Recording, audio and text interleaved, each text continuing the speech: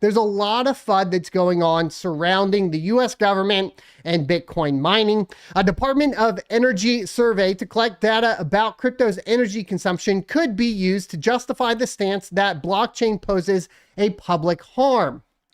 The US Department of Energy is taking a closer look at Bitcoin mining. Is this cause for alarm? More specifically, the Energy Information Administration, a statistics agency under the DOE, will survey the electricity use of selected US-based miners over the coming 6 months, starting next week after putting out an quote, emergency collection of data request, end quote. This is an excerpt from the Node newsletter, a daily roundup of the most pivotal crypto news on CoinDesk and beyond. You can subscribe here, blah, blah, blah. So given the phrasing of an emergency order and the current administration's crypto critical stance, many are worrying that the information collected will be used to inform potentially harmful policies to the mining industry. In its public filing, the EIA cites the possibility of public harm from crypto mining for collecting data. And if you think this is a single-pronged attack from the federal government, oh, are you wrong? We have Time Magazine going around interviewing the residents of towns throughout Texas, coming up with some very dirty stuff we're going to be talking about here in just a second. And it's getting to the point to where it is definitely an effort across the board to demonize cryptocurrency mining. Now, like I've said in the past, the reason for this is because there's very little control that a government can have specifically over Bitcoin mining as it pertains to the amount of power. The problem from a U.S. perspective, and I think from a U.S. security perspective, is that if the U.S. doesn't actually kind of foster innovation surrounding cryptocurrency mining, we will be at a significant disadvantage on a global scale compared to other countries that are fostering it, such as Russia. So that goes back, of course, to talking about the Bitcoin or Soft War book, which you can check out on, or used to be able to check out on Amazon, but that's now gotten, of course, stifled and muted. But let's continue on, right? So EIA is policy neutral agency that does not create policy, implement policy, enforce policy, or comment on policy. EIA spokesperson Morgan Butterfield told CoinDesk in emailed responses, quote, results from the data we collect will help inform our path forward regarding a regular 3-year clearance during the next 6 months. But being policy neutral doesn't necessarily mean the survey won't influence policy. There's reason enough to believe that simply by running this survey, the EIA is asking questions about the larger purpose of Bitcoin and whether it benefits society, and already has an answer in mind. For instance, the justification for the emergency order granted by the Office of Management and Budget was the recent crypto price rally, which saw Bitcoin climb over 50% in a matter of months, which the EIA said would, quote, incentivize more crypto mining activity, which in turn increases electricity consumption. Now, that is true to a certain extent, but what else does it foster? It definitely fosters, of course, better efficiency and more efficient hardware and miners that are looking to capitalize on creating more efficiency. And so really, at the end of the day, there's additional factors here that they're not taking into account, like the factor of renewables and the incentives that if you set those incentives up for cryptocurrency miners, they will push towards that. But the incentive structures really just haven't been put in place to incentivize miners to push towards that by and large. While there's lots of talks surrounding, of course, incentivizing more renewable and cleaner energy sources, that it's just not something that's taken place. At the end of the day, though, efficiency is still king, and you still see release of new miners that indicate that we are getting more and more efficient on the network. I suppose you could say that depending on the price of cryptocurrency, less efficient hardware can still be profitable, which is definitely an argument that I would see being valid. But the overarching theme here is to become more efficient and use cheaper energy for cryptocurrency mining, which should be meaning that we are pushing in the correct direction and we are being stifled by policies in the long run to actually push to a more efficient method of cryptocurrency mining. The other thing that we're completely missing here is the validity of power and the increase of power capacity directly relating to the success of the economy, there we go, for specific nations, meaning that the more power a nation is able to utilize and the more efficient they are at utilizing that power, the stronger the economy for that nation is. So you should push to utilizing more power in a more efficient manner, and Bitcoin is the actual driver for that would push that and make nations stronger economically in the end. For instance, the justification for the emergency order, we already did that, sorry. Given the emerging and rapidly changing nature of this issue, and because we cannot quantitatively assess the likelihood of public harm, EIA feels a sense of urgency to generate credible data that would provide insight into this unfolding issue, it said. Butterfield said 82 firms operating approximately 150 facilities were selected to represent the, quote, universe of cryptocurrency companies, end quote, across the country.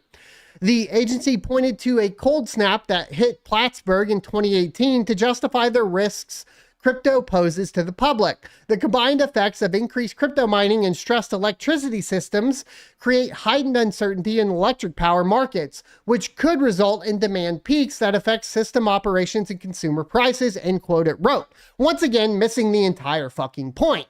Because at the end of the day, as you guys are well aware, there is something called curtailment. And there are curtailment incentives for cryptocurrency miners. In fact, it's one of the few industries where this is actually possible at all. Whereas traditional data centers need to have 100% uptime, cryptocurrency mining farms do not. So if you provide incentive structures to provide load back to the grid, then you actually balance out your load more effectively, and it is a positive to the general public in surrounding areas. And this is something that has been started to be implemented across ERCOT in the Texas side of things, to where now you can curtail that load. In fact, there have been many instances just here in the past few weeks where large mining firms in Texas have been curtailing when there was high energy demand, and that prevents basically the price, right, and of energy going up for the public, and prevents blackouts, brownouts, and so on. So while you can frame it in the way that they're trying to frame it here, which is there's increased load on the grid, thereby being a bad thing, because if you have increased load, then you have a higher cost for load and blah, blah, blah. On the flip side, it actually ends up being a positive thing, because the only industry that is really capable of the curtailment at that level. End of story. Since then, New York State has passed a 2-year moratorium on opening new crypto mining facilities unless they are powered entirely by renewable energy. Texas, which was a major benefactor after China passed a nationwide crypto mining ban, has also sought to slow down the mining industry. Crypto miners in Texas work directly with the state-owned grid operator and get paid to power down during periods of peak demand or moments of network stress, to talk about what we have before. And here's the other thing that I think needs to be pointed out at the end of the day too. We need to ban cryptocurrency mining firms from China from building in the US. Because then we're just allowing them to basically profit off of utilizing our energy, when our economy alone should benefit from that and no other. That's my personal feeling on it. And if you really want to start somewhere, don't start with your own citizens. Start with the people that are not a part of the economy in general. Why is that? Well, if they're mining a bunch of Bitcoin and then circulating it throughout a different country, the US doesn't benefit from it economically, and that is just basically poor strategy at the end of the day. I wanted to mention that as we were talking about this, because there's a ton of Chinese mining firms in Texas, and my thought is those need to be shut the fuck down. To be fair, a public version of the survey showed the EIA is asking fairly routine questions of mining firms, including how many and what types of chips they're running, their electricity consumption at the facility, and how much goes directly towards mining. We will specifically focus on how the energy demand for cryptocurrency mining is evolving, identifying geographic areas of high growth, and quantify the sources of the electricity used to meet cryptocurrency mining demand, the agency said in a statement. The reports are due on the last Friday of the month until the end of July, after which it may be renewed. What will be interesting is this will come, of course, a couple months after the halving of Bitcoin in April, and it could stifle the Bitcoin mining industry quite significantly, but hopefully price is going to compensate for that as well. So that's something that we need to keep into account.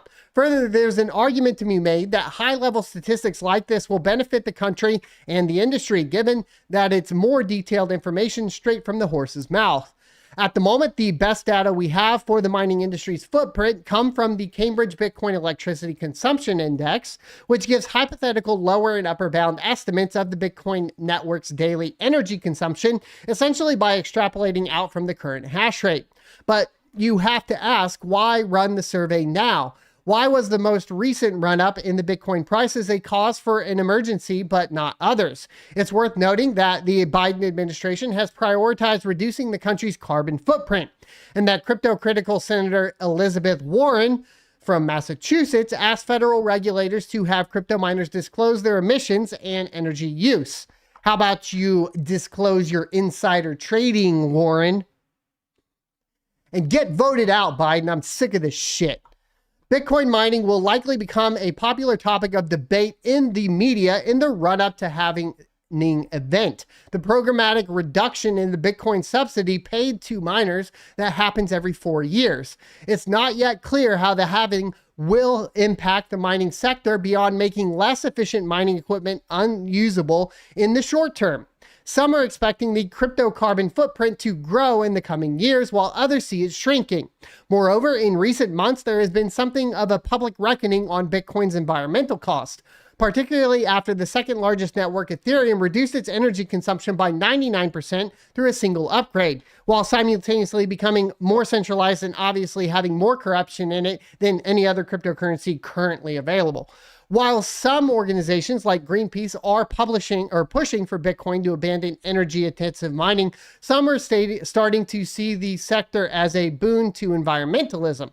For instance, Cambridge recently revised down its estimates for Bitcoin's annual energy use, and institutions including MIT and KPMG have put out reports arguing the network could help balance electricity grids, subsidize renewable energy development, and be useful in greening the economy. Mining is an energy-intensive process. The cryptographic algorithm Bitcoin runs, proof of work, was designed by computer scientists to disincentivize spam, Sybil, and denial of service attacks on networks by adding cost to interacting with a server, typically in the form of computer processing time towards solving a mathematical puzzle. And of course, we do have to address this across the board, because if we really do want to actually keep Bitcoin secure, the cost to attack the network is important, which is something that I think a lot of newer cryptocurrencies, even proof of work ones, lose sight of. They like to basically pump out that they're more efficient, etc. But at the end of the day, that means that they are basically insecure against large attacks from people that have the capital to attack those networks from a power perspective. Bitcoin's at the point now where it is not possible for that to happen, even from a large nation. Even a coalition of nations would not be able to afford to attack the Bitcoin network. And that is why Bitcoin is going to be, frankly, the maxi standard. And frankly, like, that is the biggest deal here that I think a lot of people miss. And we have to talk about that. Now, you guys mined during the bear market. You made it through. Well, at least maybe a half of you. I know a lot of you motherfuckers over here didn't actually do it, but the ones that did, I have a new shirt for you guys. And it says, I mined with the bears for the bear market, okay? So if you mined with the bears and you want to rep that you did mine during the bear market, go ahead and head on over to shop.sonofatech.com and the listing will be down below. I'll put it in live chat right now. I have a sweatshirt, there's a sticker if you'd rather have a sticker, t-shirt, premium shirt, all that cool stuff. Really like the new shirt. I ordered a few for myself, and I just had that design finished this week. Eventually it'll be on the YouTube channel, but that takes a little bit of time, so just give it some time. Proceeds, of course, go to supporting me in the channel, so there you go. And I thought we put some work into it, and I thought you guys might enjoy it. Thanks for watching this clip from the Crypto Mining Show. You can check out the full episode here, and don't forget to subscribe down here as well. You can also check out my crypto mining e-course at sonofatech.com, where you can get a free month of supporter status with a purchase at sonofatech.locals.com. Also, don't forget to check out my merch underneath the video or at shop.sonofatech.com. I'll see you next Tuesday.